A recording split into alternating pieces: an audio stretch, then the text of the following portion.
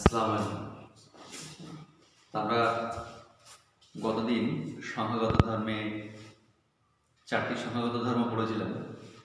তার মধ্যে বাসক চাপের আপেক্ষিক অবনমন আর স্ফুটনাঙ্কের উন্নয়নটা হয়েছিল। স্ফুটনাঙ্কের উন্নয়নের লাস্ট টপিক বাকি ছিল যে দ্রাবের আণবিক ভর গণনা করা। তো আমরা ওটা হেডিং করেছিলাম। তো চলো আমরা ওখান থেকে শুরু করে দিই।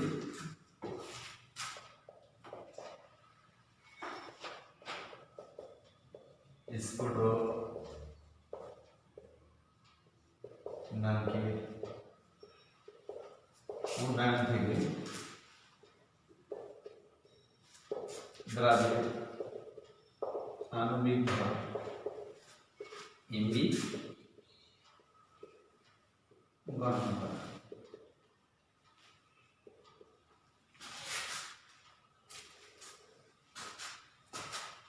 খেয়াল করো, স্ফুটনাঙ্কের উন্নয়নে যে আমরা গাণিতিক রূপটা পেয়েছিলাম সেখান থেকে আগে বাড়ি। Delta TV equal to KV into M. এখন এখান থেকে আমরা এম এর রাশিমালা বসিয়েছিলাম। এখানে পুরো এম এর রাশিমালা বসিয়েছিলাম কি না, আমরা ধরছি তোমরা লিখতে লাগো দ্রাবের ভর সমান ডব্লিউবি এবং দ্রাবকের ভর সমান ডব্লিউ।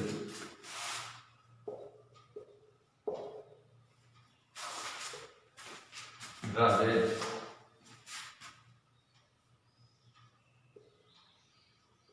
আণবিক ভর সমান এমবি, দ্রাবকের আণবিক ভর সমান এমএ। তো আমাদের এখন টার্গেট হলো যে আমরা মোলারিটি বের করব।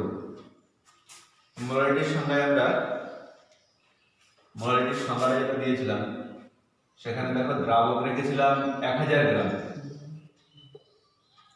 আর গ্রাম রেখেছিলাম যত মোল। আমরা এই টার্গেটটাই আনবো, এখান থেকে এমটা বের করবো।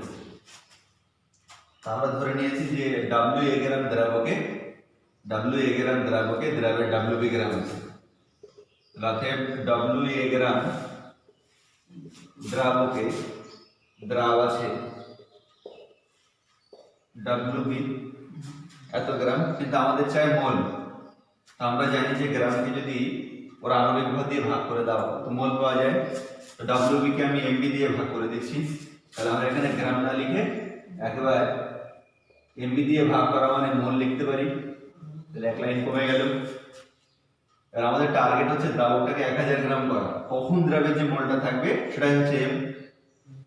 তাহলে এবার এটাকে 1000 গ্রাম দ্রাবকে দ্রাব আছে, তাহলে WB into 1000 by WA into MD. তাহলে 1000 গ্রাম দ্রাবকে দ্রাবের যে মোলটা সেটাই হচ্ছে মোলালিটি। তাহলে অতএব এম সমান 1000 ডব্লিউবি বাই ডব্লিউএ এমডি।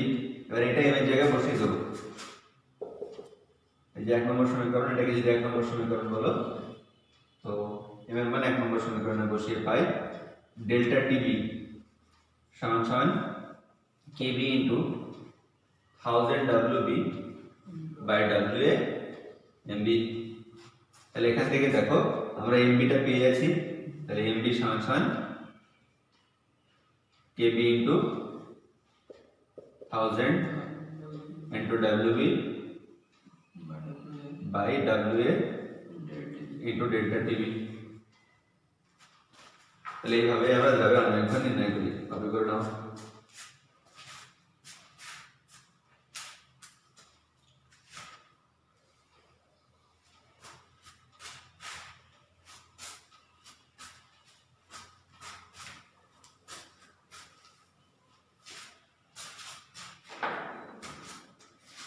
তিন নম্বর সংখ্যাগত ধারণা, হিমাঙ্কের অবনমন।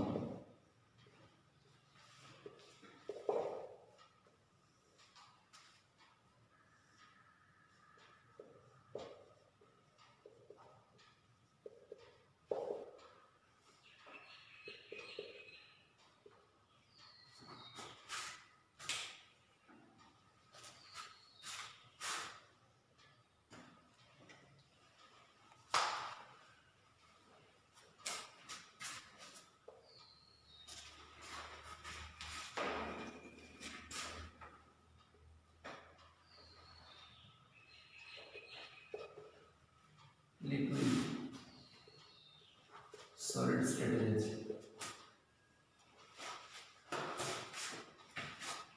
দেখো আমরা হিমাঙ্ক এক্স্যাক্টলি কি বুঝি, যে কোনো একটা লিকুইড সিস্টেম তার লিকুইড ফেজ থেকে সলিড ফেজে কনভার্ট হওয়ার সময় যে টেম্পারেচারটা ফিক্সড থাকে, যে উষ্ণতাটা স্থির থাকে, সেই উষ্ণতাকে আমরা আবার হিমাঙ্ক বলি।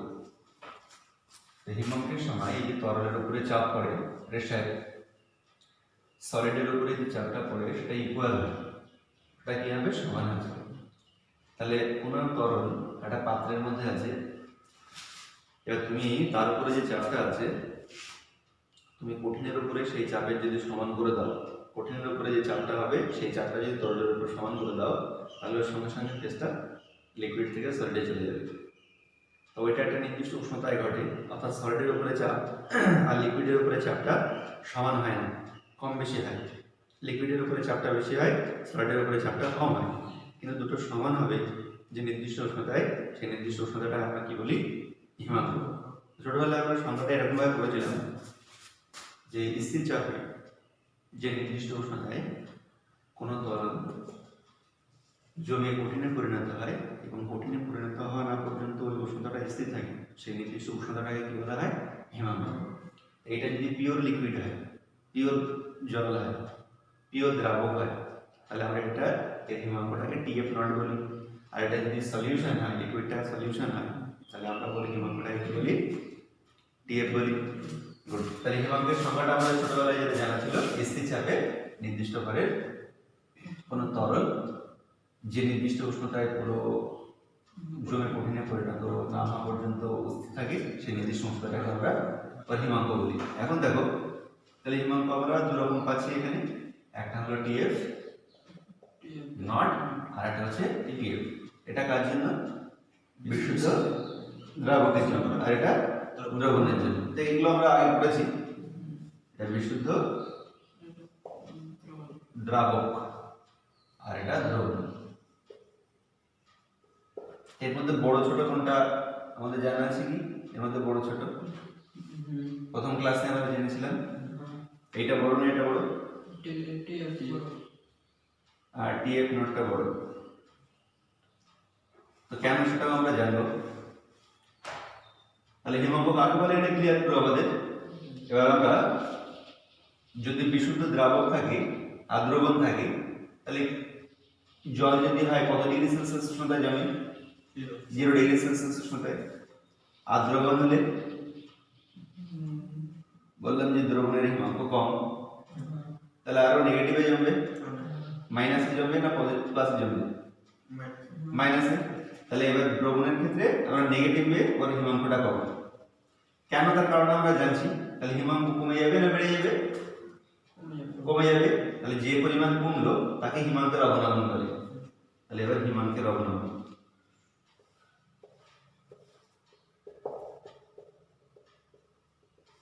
সেটাকে আমরা ডেল্টা টিএফ দিয়ে ডিনোট করি। আর এটাই হলো সংখ্যাগত ধারণা। তাহলে এর সংজ্ঞা গাণিতিক রূপ ডেল্টা টিএফ সমান সমান, তাহলে বড় কোনটা, দ্রবণেরটা না বিশুদ্ধ দ্রাবকেরটা? বিশুদ্ধ দ্রাবকেরটা তাহলে টিএফ নট হিমাঙ্ক, আর দ্রবণের হিমাঙ্ক হচ্ছে টিএফ। আমরা এখানে রাশিটা লিখে দিই, এটা পুরোটা টিএফ নট ইকুয়াল টু বিশুদ্ধ দ্রাবকের হিমাঙ্ক, আর টিএফ ইকুয়াল টু দ্রবণের হিমাঙ্ক।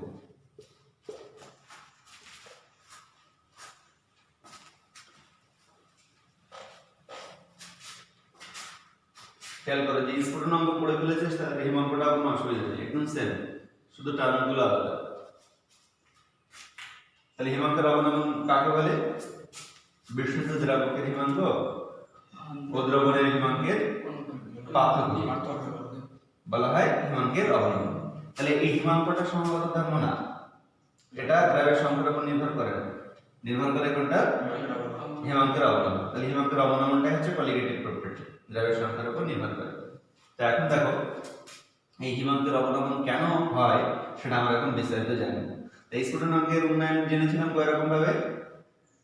দুই রকম ভাবে, ম্যাথমেটিক্যালি আর গ্রাফিক্যালি। তাইও আমরা দুই রকম ভাবে জানবো, যে কোনো একরকম ভাবে পরীক্ষায় রিপ্রেজেন্ট করলেই হবে, আর তোমার প্র্যাকটিসও করবে একরকম ভাবে জানলেই চলবে। দেখো কারণটা দেখো, এখানে আমরা শর্তটা লাগিয়েছি যে তরলটা প্রায়শই বিশুদ্ধ দ্রাবক হোক আর দ্রবণ হোক, এবং ও জমে যে কঠিনটা তৈরি করবে উভয়ের উপরে চাপটা কি হতে হবে? আমরা এখানে বিশুদ্ধ দ্রাবক নিয়েছি,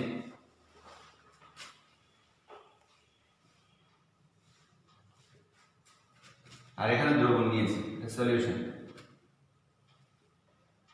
এটা সলভেন্ট। খেয়াল করো, এবার এ যখন জমে কঠিনে পরিণত হবে এর উপরে চাপটা আমি সাপোজ ধরলাম PA0, তাহলে এর উপরেও চাপটা PA0 হতে হবে, দুজনের উপরে চাপ সমান হতে হবে। আর এই যখন জমবে তখন দ্রবণের উপরে চাপটা PA, তাহলে কঠিনের উপরে চাপটা আমাদের কি হতে হবে? এখানে যে সলিডটা হবে তার উপরেও চাপটা আমাদের PA করতে হবে। তো এইটা বেশি না এটা বেশি? PA0টা বেশি, তাহলে এর চাপ বেশি আছে। তাহলে এখন একে জমানোর জন্য যে উষ্ণতা লাগবে, যেহেতু এর চাপটা কম, তাহলে আমরা জানি যে চাপ যত উষ্ণতা বাড়ানো হয় তত বাষ্প বেশি যায়, চাপ বেশি হয়। তো আমাদের একে যদি জমাতে হয় তাহলে চাপটাকে তো এই চাপে রাখলে হবে না, কমাতে হবে। তাহলে আমরা যদি এখানে উষ্ণতা বাড়াই, এই জায়গাটায় উষ্ণতা বাড়াই, চাপ বেড়ে যাবে। আমার বাড়ানোর টার্গেট না কমানোর টার্গেট? কমানো। তাহলে আস্তে আস্তে যখন দ্রাব চলে এলো দ্রবণে তখন উষ্ণতা কি করতে হবে? তাহলে এই যে উষ্ণতা হচ্ছিল সেই উষ্ণতা এই সিস্টেমটাকে রাখলে এখন আর জমবে না, এখন আর জমবে না, কারণ সেই উষ্ণতায় চাপটা বেড়ে যাবে। তাহলে এই যে উষ্ণতায় ছিল PA0, এর যেহেতু চাপ কমে যাচ্ছে, এই জন্য আমাকে এর উপরে চাপ যদি করতে হয় সেম, তাহলে আস্তে আস্তে ঠান্ডা করে কণাগুলোকে কাছে নিয়ে আসতে হবে, চাপটাকে কমাতে হবে। এই জন্য লোয়ার টেম্পারেচারে ও জমে কঠিনে পরিণত হবে। তাহলে এর উপরে চাপটা কম আর এর সলিডের উপরে চাপটা বেশি, এই জন্য ওই একই উষ্ণতায় এই যে উষ্ণতায় জমছে সেই উষ্ণতায় জমবে না, আরো লোয়ার টেম্পারেচারে এনে চাপের সঙ্গে এই চাপ আর উচ্চাপ সমান করলে তবে জমবে। এই জন্য হিমাঙ্ক দ্রবণের সবসময় কি হয়? ডিক্রিজ করে। এবার চলো আমরা এটাকে গ্রাফিক্যালি দেখে নিই। তার আগের দিন আমরা গ্রাফ প্লট করেছিলাম।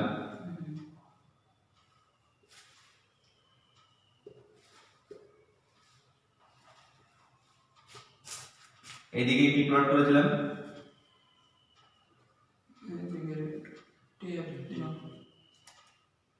আর এদিকে গ্রাফটা মনে আছে তো আমাদের? কেমন গ্রাফ পেয়েছিলাম? এরকম গ্রাফ পেয়েছিলাম। এটা কার জন্য ছিল?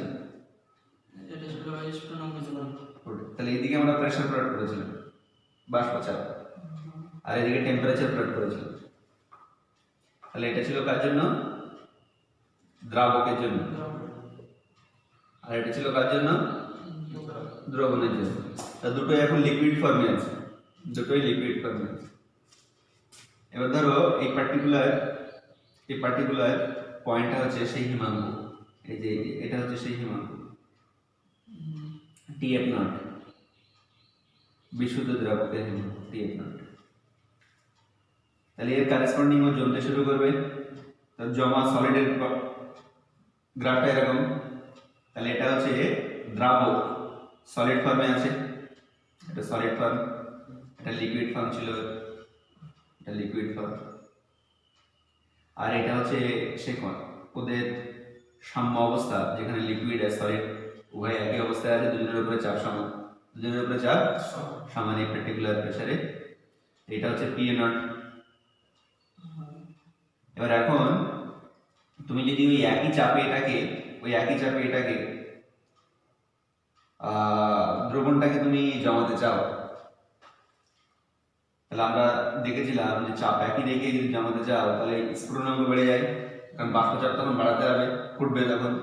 কিন্তু এবার তোমরা জমাতে চাইছি, তাহলে এখন এই গ্রাফটাকে কমিয়ে চাপটা কমাতে হবে। জমানো মানে চাপ কমানো, জমানো মানে চাপ, আর স্ফুটনাঙ্ক বাড়ানো মানে হচ্ছে চাপ বাড়ানো। চাপ বাড়ানোর জন্য তাপ বাড়াচ্ছিলাম, জমানোর জন্য চাপটা কমাতে হবে বলে উষ্ণতা কমাতে হবে। তাহলে এই গ্রাফটাকে আমরা যদি এরকম বাড়াই তাহলে একটা সময় এখানে এসে মিট করবে না। তাহলে এই যে পয়েন্টটা যেখানে সলিড স্টেটের সঙ্গে সাম্যাবস্থা আছে, অর্থাৎ এর প্রেসার আর এর প্রেসারের সঙ্গে সাম্যাবস্থায় এসে সেই পার্টিকুলার উষ্ণতাটাকে আমরা দ্রবণের হিমাঙ্ক বলি, টিএফ বলি। তাহলে এটা কি, এই যে গ্রাফটা এলো এটা এখনো লিকুইড ফর্মে আছে দ্রবণটা, আর এই জায়গায় এসে সলিড ফর্মে চলে এসে দ্রবণটা সলিড ফর্মে চলে এসে, তাহলে এই যে জায়গাটা এটা হচ্ছে দ্রবণ সলিড ফর্মে আছে। ক্লিয়ার না? ক্লিয়ার না? আর এই যে পার্টিকুলার টেম্পারেচার এটা হচ্ছে দ্রবণের হিমাঙ্ক। তাহলে এটা বিশুদ্ধ দ্রাবকের হিমাঙ্ক আর এটা দ্রবণের হিমাঙ্ক, আর এই যে ডিফারেন্স এটাই হচ্ছে হিমাঙ্কের অবলম্বন ডেল্টা টিএফ। এটাই কি ক্লিয়ার? কপি করে নাও।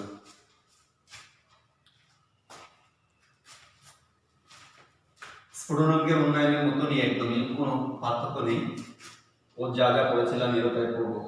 এবার পড়েছিলাম রাউটের সূত্র।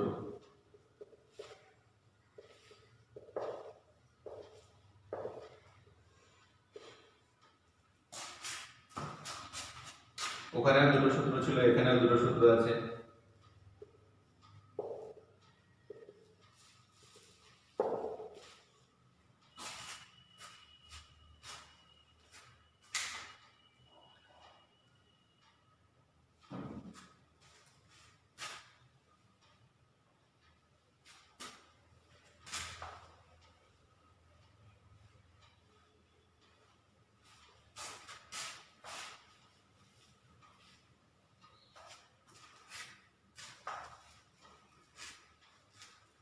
খেয়াল করো,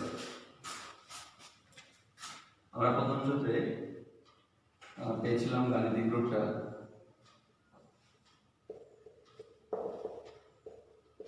ডেল্টা টিএফ, ওখানে টিভি পেয়েছিলাম সমানুপাতিক মোলালিটি, সেম কোনো পার্থক্য নেই, শুধু ওখানে ডেল্টা টিভি ছিল, এখানে ডেল্টা টিএফ। তো ওখানে প্রথমে বলেছিলাম ওই তকমাওয়ালা দ্রাবের লঘু দ্রবণের হিমাঙ্কের অবলম্বন, এটা কি হিমাঙ্কের অবলম্বন ওই দ্রবণের মোলাল ঘনত্বের সমানুপাতিক।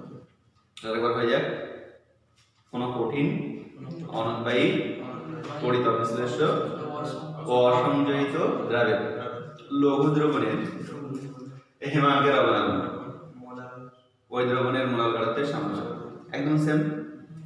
এবার আমরা সমানুপাতিক চিহ্ন তুলেছিলাম, ওখানে কেবি নিয়ে এসেছিলাম, এখানে কেএফ নিয়ে আসবো, দেখো পুরোপুরি সেম আসে।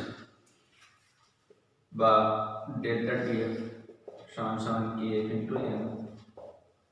তাহলে হঠাৎ করে কেএফ চলে এলো, কেএফটাকে আমরা ওখানে বলেছিলাম কেবিটাকে স্ফুটনাঙ্কের উন্নয়ন ধ্রুবক, আর এখানে হিমাঙ্কের অবনমন ধ্রুবক। অবনমন ধ্রুবক লিখতে লাগো, বা মোলাল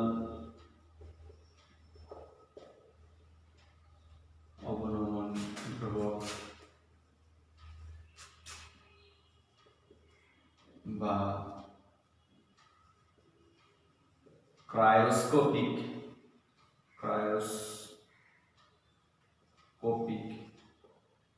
ধ্রুবক কেএফ।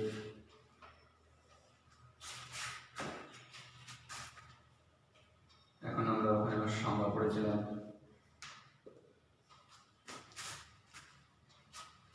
ওর একক পড়েছিলাম, গাণিতিক রূপ পড়েছিলাম, একক গাণিতিক রূপ, নির্ভরশীলতা,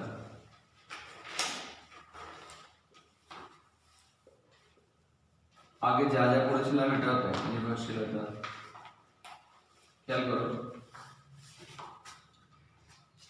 সেই 1000 গ্রাম দ্রাবকে এটাকে এক করবো, এক করলে হিমাঙ্কের যে অবনমন হবে সেটাকে 1000 গ্রাম দ্রাবকে দ্রাবের 1 গ্রাম অনুদ্রব্য থাকে, ওই দ্রবণে যে হিমাঙ্কের অবনমন হয় তাকে আমরা ক্রায়োস্কোপিক ধ্রুবক বলি।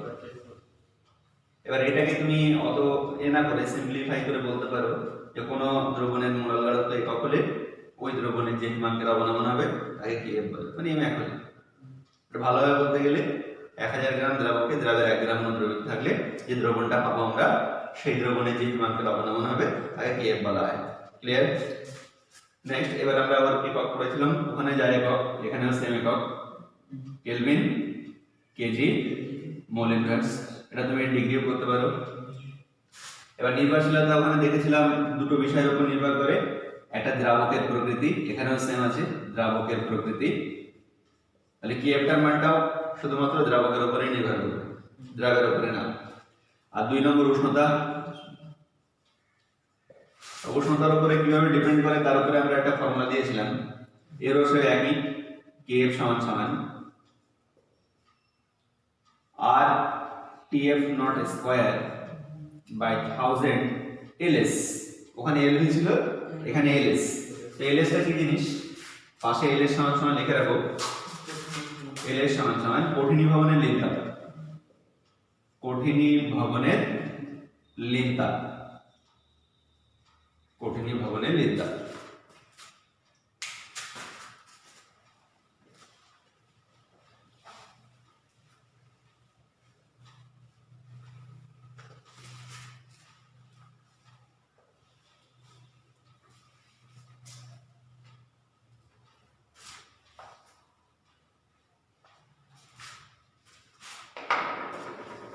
এবার আমরা জলের ক্ষেত্রে শুধুমাত্র Kf এর মানটা মুখস্থ রেখেছিলাম, ওর ক্ষেত্রে Kv টা ছিল কত 0.515, আর এর Kf এর মানটাও আমরা মুখস্থ রাখবো এবং ওর অর্থটাও জানবো, ঠিক যেমন ওখানে যা যা পড়েছি নোটের মধ্যে।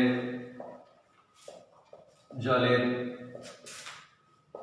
Kf সমান 1.86 কেলভিন কেজি মোল ইনভার্স। এখান থেকে আমাদের কোশ্চেন এসেছিল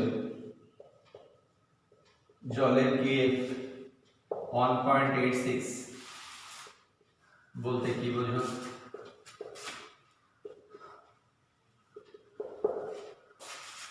তো আমরা কি বলেছিলাম, এর উত্তরটা জল নিয়েছিলাম কতটা, দ্রাবক নিয়েছিলাম 1000, মানে জল নিয়েছিলাম 1000 গ্রাম, আর যে দ্রাবটা আছে তো তার 1 মোল বা 1 গ্রাম অনু, তার কতটা নিয়েছিলাম 1 গ্রাম অনু দ্রবীভূত করেছিলাম 1 গ্রাম অনু।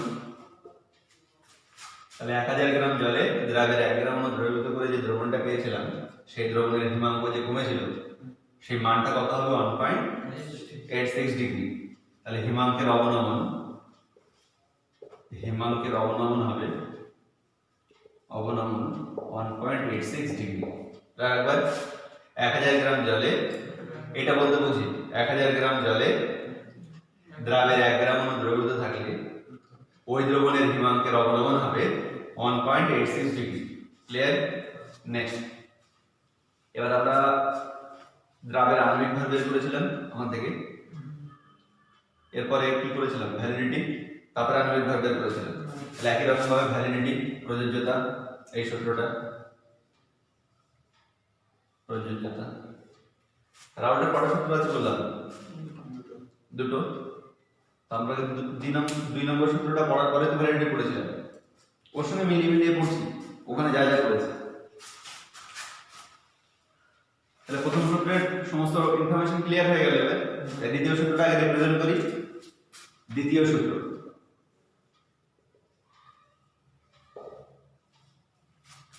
খেয়াল করো ওখানে যা যা পড়েছিলে, তুমি একাধিক ভিন্ন ভিন্ন দ্রবণ নিয়েছিলে, সেখানে প্রত্যেকটায় দ্রাবকের পরিমাণটা নির্দিষ্ট ছিল, দ্রাবকটা নির্দিষ্ট। এবার তুমি যে দ্রাব দিয়েছিলে সেটা এখানে যা গ্রাম অনু দিয়েছিলে, এখানে যা গ্রাম অনু যোগ করেছিলে এখানেও তাই এখানেও তাই। আর নির্দিষ্ট দ্রাবকে যদি সমগ্রাম অনু পরিমাণ দাও তাহলে মোলার গাঢ়ত্ব কি হয়ে গেল, সবার সেম হয়ে গেল। আর মোলার গাঢ়ত্ব সব সেম হওয়া মানে সবারই হিমাঙ্কের অবনমন কি হবে, একই হবে। তাহলে এটা আমরা এরকম ভাবে বলেছিলাম কোনো নির্দিষ্ট দ্রাবকে কোনো কঠিন অনবায়ী তড়িৎ বিশ্লেষ্য অসংযোজিত দ্রাবের সমগ্রাবণ পরিমাণ দ্রবীভূত করে যে ভিন্ন ভিন্ন দ্রবণ পাওয়া যায় প্রতিটি ক্ষেত্রে হিমাঙ্কের অবনমন একই হয়। আগের মতনই কোনো চেঞ্জেস নেই, স্ফুটনাঙ্কের অন্যান্য জায়গায় হিমাঙ্কের অবনমন। আচ্ছা, এইবার আমরা চলে আসি ভ্যালিডিটি। তো ওখানে প্রযোজ্যতা কোথায় খাটবে সূত্রটা, কোথায় খাটবে না, যা যা পড়েছিলে 1 নম্বর আর 2 নম্বর, সলিউশনটা লিকুইড হওয়া যায়, সলিউশনটা ডাইলিউট হওয়া যায় খুব লঘু, আর 2 নম্বর দ্রাবের ডিসোসিয়েশন বা অ্যাসোসিয়েশন হওয়া দরকার নেই, হলে হবে না, সেম। আচ্ছা, এবার আমরা কি গণনা করেছিলাম, দ্রাবের এমবি, তাহলে এটা হচ্ছে গুরুত্ব। চলো আমরা এবার গুরুত্বটা করে দিই।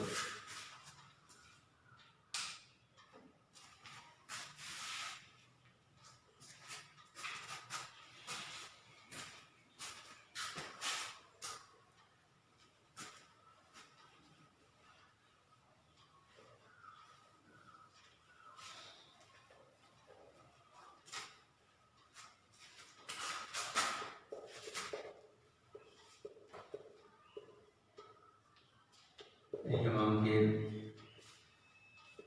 অবনমন থেকে দ্রাবের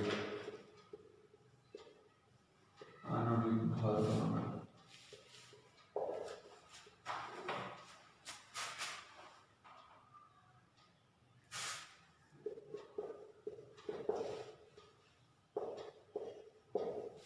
দ্রাবের ঘর্ষণ সমান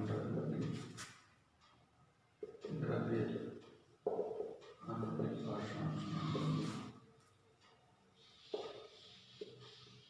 দ্রাবকের ঘর্ষণ সমান দ্রাবকের আণবিক ভর সমান সমান এমএ। আগের মতো নিজেভাবে করেছো, আমরা এফ বের করবো আগে। তো ওখান থেকে আমরা এম কিভাবে বের করেছিলাম, এম সমান সমান 1000 ডব্লিউবি বাই ডব্লিউএ এমবি, যেভাবে বের করেছি আগে ঠিক একটু আগে যেভাবে করলাম, এই জন্য আর একটু ডিটেলসে করছি। এবার আমরা জানি ফর্মুলাটা কি ছিল, delta TB TF equal to KF into M, M এর জায়গায় মানটা বসিয়ে দেবো। অতএব delta TF equal to KF into 1000 WB by WA MB. তাহলে এখান থেকে আমাদের এমবিটা সিমিলারলি বেরিয়ে যাবে KF into 1000 WB by delta TF into WA. এইভাবে আমরা দ্রাবের আণবিক ভর গণনা করি।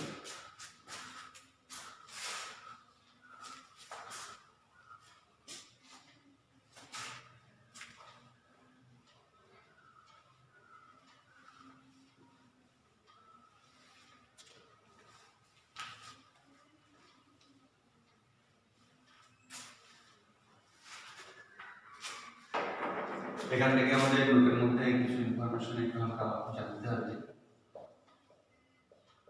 হিমাঙ্ক রোধক তরল,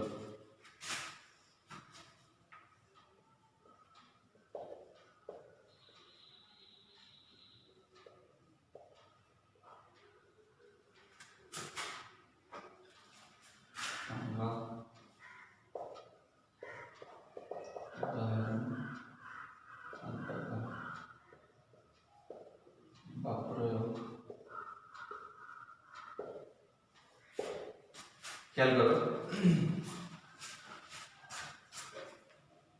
ধরো একটা পাইপ আছে, এই পাইপের মধ্যে দিয়ে যে জল যায়, জল জল আছে এটা, তো জমবে কত ডিগ্রি সেলসিয়াস উষ্ণতায়, 0 ডিগ্রি সেলসিয়াস উষ্ণতায় সলিড হবে। এখন যেখানে -10 ডিগ্রি, 20 ডিগ্রি, 15 ডিগ্রি, 25 ডিগ্রি এরকম উষ্ণতা থাকে, 0 ডিগ্রি অনেক নিচে, সেই সকল জায়গার লোকদের যে বাড়িতে পাইপলাইনে জল যাচ্ছে বা গাড়ির রেডিয়েটারে যে জল আছে, সেগুলো তো ওই উষ্ণতায় জমে যাবে, বরফ হয়ে যাবে, গাড়ির রেডিয়েটার ফাটিয়ে দেবে, পাইপ ফাটিয়ে দেবে। তাহলে ওই সমস্ত জায়গায় কিভাবে ওরা তাদের জীবনযাপনকে নর্মাল করবে। এই জন্য ওরা এক ধরনের তরল জলের সঙ্গে মেশায়, মিশিয়ে জলকে অনেক লোয়ার টেম্পারেচারেও লিকুইড রাখে, অর্থাৎ -10-15 ডিগ্রি সেলসিয়াসও জল জমে না, তরল অবস্থায় থাকে। তো ওই সকল তরল দ্রবণকে যেটা জলের সঙ্গে মেশানো হয় আমরা বলি হিমাঙ্করোধক তরল। তাহলে আমরা সংজ্ঞাটা কি পেলাম, যে সকল দ্রবণ অনেক 0 ডিগ্রি সেলসিয়াস উষ্ণতার অনেক কম উষ্ণতাতেও তরল অবস্থায় থাকে, সে সকল দ্রবণকে বা মিশ্রণকে আমরা কি বলি, হিমাঙ্করোধক তরল। যে সকল তরল বা দ্রবণ বা মিশ্রণ 0 ডিগ্রি সেলসিয়াস উষ্ণতার অনেক কম তাপমাত্রায় তরল অবস্থায় থাকে, সে সকল দ্রবণকে বা মিশ্রণকে আমরা কি বলি, হিমাঙ্করোধক তরল। ক্লিয়ার করো। উদাহরণ,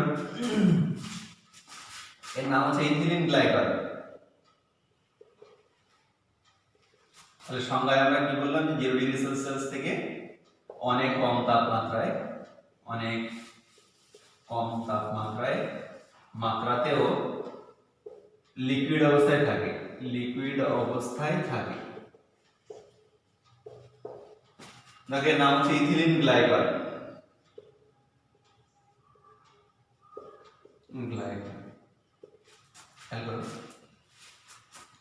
তাহলে ইথিলিন গ্লাইকল এই জলীয় দ্রবণ।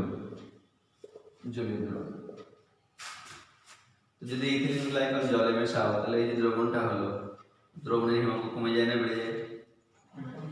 তো দ্রবণের হিমাঙ্ক কমে যায়, এই জন্য ওই তরলটা আমরা জলের সঙ্গে যদি মেশাই তাহলে জলের হিমাঙ্কটাকে কি করে দেবে, কমিয়ে দেবে। ইথিলিন গ্লাইকল শরীরের জন্য ক্ষতিকারক না। তাহলে আমরা যদি আমাদের বাড়ির যেগুলো পানির পাইপলাইন আছে সেখানে ইথিলিন গ্লাইকলের সলিউশনটা মেশাই, জলীয় দ্রবণটা ওর সঙ্গে মেশাই, বা শুধু ইথিলিন গ্লাইকল মেশানো মানেই তো ইথিলিন গ্লাইকলের জলীয় দ্রবণ হয়ে যাবে, তাহলে ওখানে কি আমাদের জল 0 ডিগ্রি সেলসিয়াস উষ্ণতায় জমবে?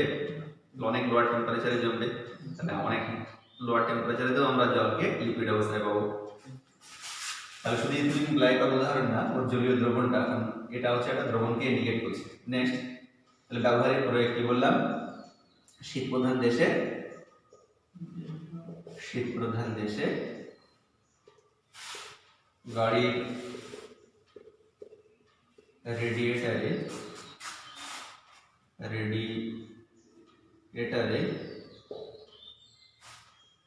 এই মিশ্রণ ব্যবহার করা হয়।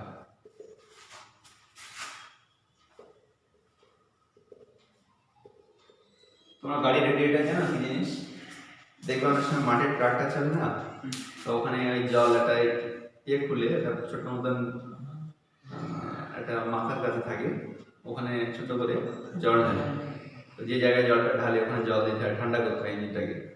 যে জায়গায় জলটা দিতে হয় ওইটাকে আমরা রেডিয়েটার বলি। আর ওই জায়গায় জল দিল আর ঠান্ডা দেশ জমে গেল, রেডিয়েটার ফেটে যাবে। এই জন্য ওখানে হিমাঙ্করোধক তরল মিশিয়ে রেডিয়েটারে জলটা ব্যবহার করা হয়, তাহলে নর্মাল ওর কাজ করতে থাকে। নেক্সট, তাহলে আমাদের কোয়ালিটেটিভ প্রপার্টি 3 নম্বর শেষ হলো। এবার আমরা 4 নম্বর কোয়ালিটেটিভ প্রপার্টি এবং লাস্ট প্রপার্টি শুরু করব।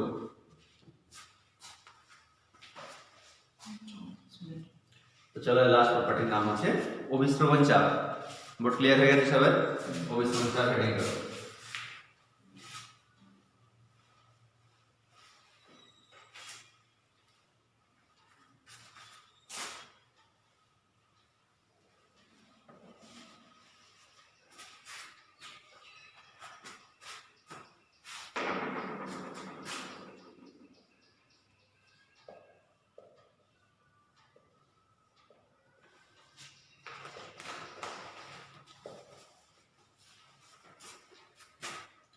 অভিস্রবণ চাপ পড়তে গেলে আমাদের বিশেষ কয়েকটা জিনিস আগে জানতে হবে, যে অভিস্রবণ কাকে বলে। অভিস্রবণ, অসমোসিস। খেয়াল করো, দুটো চেম্বার আছে, 3টে চেম্বার করে নিলাম। এখানে আমরা বিশুদ্ধ জল রাখলাম, শুধুই সলভেন্ট, আর এখানে সলিউট পার্টিকেল আছে, তাহলে সলিউশন। আর এখানেও সলিউশন সেম টাইপের নিয়েছি, প্রকৃতিটা সেম হওয়া চাই। অভিশ্রবণ ঘটাতে গেলে যদি সলিউশনে দ্রাবকের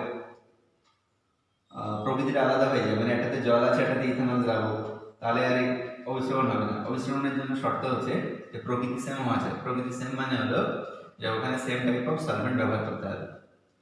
এটাও জলীয় দ্রবণ, এটা শুধু জল, আর এটাও জলীয় দ্রবণ নিয়েছি। এখানে কনসেন্ট্রেশন আরো বেশি নিয়েছি, মাত্রা অনেক বেশি, গাঢ়ত্ব অনেক বেশি। এর গাঢ়ত্ব আমি C1 ধরলাম, এর গাঢ়ত্ব C2। মোলারিটিকে C দিয়েও প্রকাশ করে, বড় হাতের M বা C দিয়ে প্রকাশ করে, আমি C2 গ্রেটার C1 ধরলাম। এবার তুমি যদি এই দুটোকে খুলে দাও তাহলে ব্যাপন ঘটবে। দুটোর গাঢ়ত্ব সমান হওয়ার জন্য দ্রাবকগুলো সব যাওয়া আসা করতে শুরু করবে, সবাই দ্রাবক সবাই যাওয়া ইত্যাদি করতে করতে যতক্ষণ না উভয়ের গাঢ়ত্ব সমান হয় ততক্ষণ এই প্রক্রিয়া চলবে, এটাকে ব্যাপন বলে। এবার কিন্তু তুমি যদি এখানে একটা পার্চমেন্ট পেপার লাগিয়ে দাও, অর্ধবেদ পর্দা বা মাছের পটকা লাগিয়ে দাও, অর্ধবেদ পর্দা, তখন এর যে পোরগুলো আছে সেই পোরগুলোর সঙ্গে দ্রাবকের কণাগুলো যেগুলো ক্ষুদ্র আকার, তারা সামঞ্জস্যপূর্ণ ঢুকে যাবে, পাস করবে। কিন্তু দ্রাবের যে বড় বড় কণাগুলো আছে তারা ওই পোরগুলো ভেদ করে এদিক ওদিক যাতায়াত করতে পারবে না। তাহলে শুধু এখন এই কাকে পারমিশন দেবে যাতায়াতের জন্য? দ্রাবকের অণুগুলো। কাকে? দ্রাবকের অণুগুলোকে পারমিশন দেবে, দ্রাবের গুলো না, দ্রাবগুলো মোটামুটি।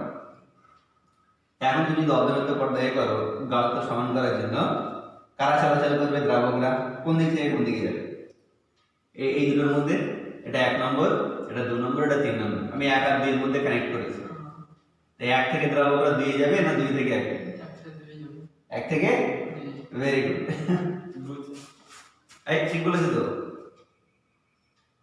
1 থেকে দ্রাবকগুলো ওখানে যাওয়া মানে এখানে জল বাড়বে, আর এখানে জল বাড়া মানে গাঢ়ত্ব কি হবে? কমবে। গাঢ়ত্ব কমার জন্যই তো এটা চলছে, গাঢ়ত্ব কমার জন্যই তো চলছে নাকি? ভেরি গুড, ঠিকই বলেছে। এবার 1, 2 আর 3 এর মধ্যে কানেক্ট করবো অর্ধবেদ পর্দা। এবার বলতে হবে অর্ধবেদ পর্দা কানেক্ট করলাম, একই রকম ভাবে দ্রাবক যাতায়াত করবে 3 থেকে 2 এ না 2 থেকে 3 এ? 3 এর গাঢ়ত্ব বেশি, 2 এর গাঢ়ত্ব কম। এবার বলো গাঢ়ত্ব সমান বলতে হবে তো। 2 থেকে 3 এ যাবে। কতক্ষণ চলবে? যতক্ষণ উভয়ের গাঢ়ত্ব সমান না হয়। এই ঘটনাটাকে, এই ফেনোমেনাটাকেই আমরা অভিস্রবণ বলি। তাহলে অভিস্রবণ কাকে বলে? দুটি সমপ্রকৃতির, দুটি অসম গাঢ়তের দ্রবণকে অর্ধবেদ পর্দা দিয়ে পৃথক করে রাখে, অথবা কোন দ্রবণকে তার দ্রাবক থেকে অর্ধবেদ পর্দা দিয়ে পৃথক করে রাখে। দুটি সমপ্রকৃতির অসম গাঢ়তের দ্রবণকে অর্ধবেদ পর্দা দিয়ে পৃথক করে রাখলে, অথবা কোন দ্রবণকে তার দ্রাবক থেকে অর্ধবেদ পর্দা দিয়ে পৃথক করে রাখলে। কম গাঢ়তের দ্রবণ থেকে দ্রাবকের অণুগুলো বা দ্রাবক থেকে দ্রাবকের অণুগুলো অর্ধবেদ পর্দা ভেদ করে বেশি গাঢ়তের দ্রবণে প্রবেশ করে, এই ঘটনাটাকে বলা হয় অভিস্রবণ। তোমার চাপ হয়ে গেলে একটা সিস্টেম নিয়ে বলবে, দুটি অসম গাঢ়তের সমপ্রকৃতির দ্রবণকে অর্ধবেদ পর্দা দিয়ে পৃথক করে রাখলে কম গাঢ়তের দ্রবণ থেকে দ্রাবকের অণুগুলো অর্ধবেদ পর্দা ভেদ করে বেশি গাঢ়তের দ্রবণে প্রবেশ করে, এই ঘটনাটাকে কি বলা হয়? অভিস্রবণ। ক্লিয়ার হয়েছে পুরো? নেক্সট,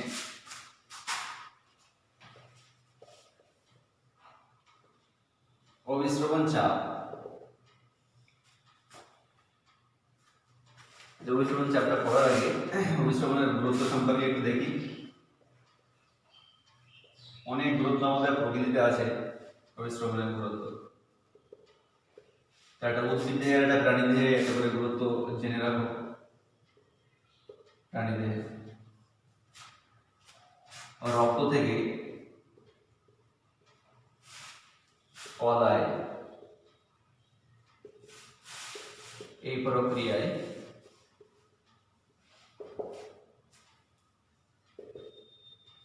জল যাতায়াত করে।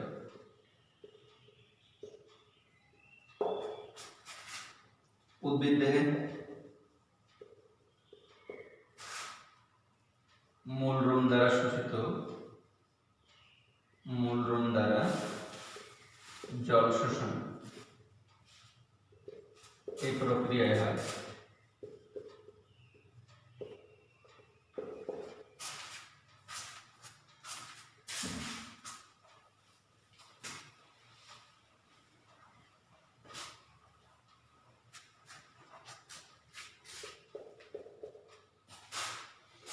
অভিশ্রবণ চাপ